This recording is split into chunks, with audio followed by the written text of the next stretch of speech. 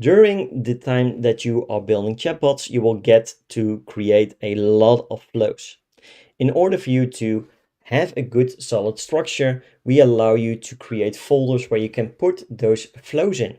This allows you to keep a good overview of all the different kinds of flows, and whenever you need to find a specific flow, it's really easy to do. To create a folder, you can just press the button. From here, you can give it a name. You will then see the folder being created, and you will be able to add new flows towards this folder. So for example, if we take the customer service ask a question flow, we can just press the three dots on the right, and we can move it towards that specific folder, customer service. Just press the button move, and you will see the flow has been removed from the main overview, and you will now see a 1 inside of the customer service folder.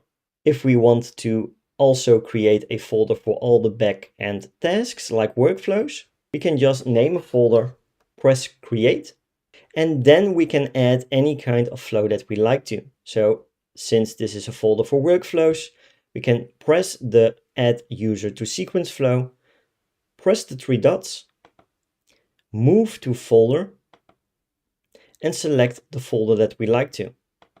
Just press the button move, and you will see that the flow has been removed from the main overview. But if we take a look at the folder workflows, you will now see that there is one flow inside. Creating folders is a fantastic way to have a good structure inside your chatbot with a fantastic overview of where you can find each individual flow.